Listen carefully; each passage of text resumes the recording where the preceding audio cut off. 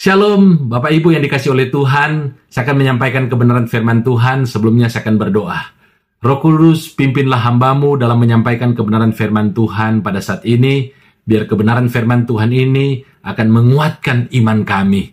Untuk kami terus menjalani kehidupan ini dengan tetap setia dan taat kepada Tuhan. Dan menjadi berkat bagi sesama kami. Berfirmanlah kepada kami karena kami siap mendengarkannya. Dalam nama Tuhan Yesus, hamba sudah berdoa. Amin. Firman Tuhan yang akan saya sampaikan terdapat di dalam Matius pasal yang ke-26. Ayat yang ke-26 sampai dengan ayat yang ke-28. Firman Tuhan berkata, "Dan ketika mereka sedang makan, Yesus mengambil roti, mengucap berkat, memecah-mecahkannya, lalu memberikannya kepada murid-muridnya, dan berkata, 'Ambillah, makanlah, inilah tubuhku.'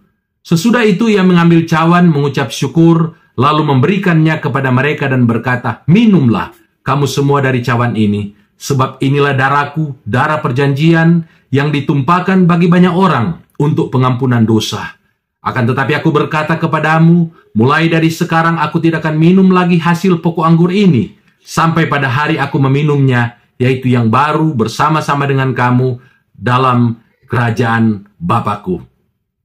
Di dalam Matius pasal yang ke-26 ayat yang ke-28 ini, Yesus memberitahukan kepada kita bahwa darahnya yang tercurah di atas kayu salib, seluruh darahnya yang tercurah. Kita tahu dia ditikam, kemudian dia dari bekas tikaman itu keluar darah dan akhirnya mengeluarkan air. Artinya seluruh darah yang ada di tubuh Yesus itu semuanya dicurahkan.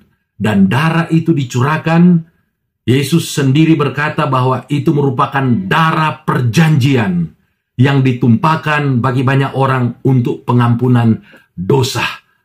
Luar biasa, pengorbanan Yesus di atas kayu salib, tubuhnya yang dia serahkan untuk disalibkan, darahnya yang dia curahkan, itu bukan untuk kepentingan dirinya sendiri.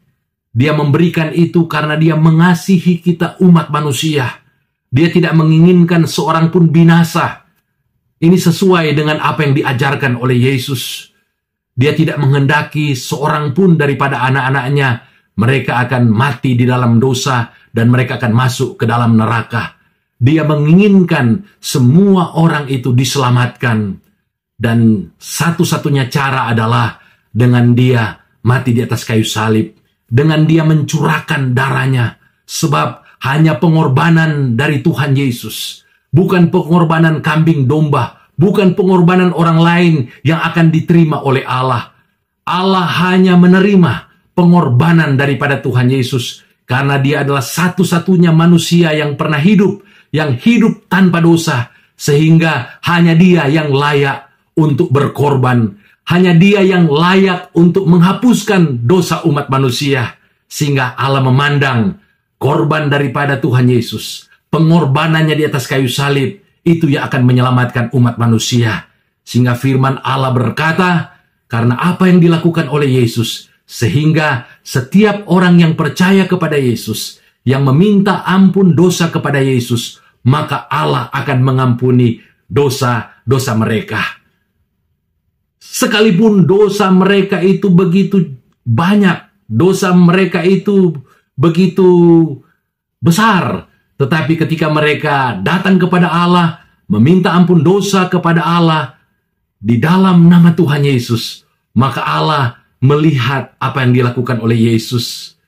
Allah menghargai apa yang dilakukan oleh Tuhan Yesus, sehingga dia akan mengampuni dosa daripada orang yang mengakui dosa-dosanya. Firman Allah berkata dalam 1 Yohanes 1 ayat yang ke-9, jika kita mengaku dosa baik kepada Tuhan Yesus, demikian juga kepada Bapa di sorga. Jika kita mengaku dosa, maka ia setia dan adil. Ia akan mengampuni dosa kita dan menyucikan kita dari segala kejahatan kita. Inilah yang dilakukan oleh Tuhan Yesus.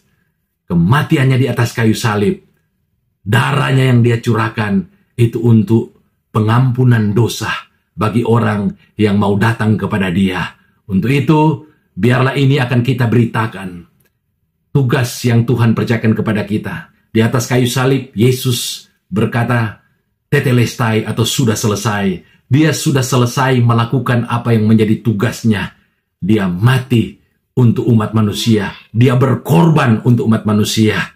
Tetapi bagi kita, tugas kita belum selesai. Ada masih banyak jiwa-jiwa yang belum percaya kepada Tuhan. Mungkin ada di tengah-tengah keluarga kita, di lingkungan juga di mana kita tinggal, di tempat di mana kita bekerja. Kita perlu memberitakan apa yang dilakukan oleh Yesus. Ingat firman Allah yang berkata, saudara telah menerima dengan cuma-cuma berkat keselamatan. Maka kita juga wajib untuk memberitakan itu dengan cuma-cuma kepada orang yang belum mengenal Tuhan. Jangan kita menyia-nyiakan pengorbanan daripada Tuhan Yesus Kristus. Mari kita mengingat apa yang dia lakukan. Dan kita memberitakan apa yang dia lakukan kepada mereka yang belum percaya kepada Tuhan. Tuhan Yesus kiranya memberkati.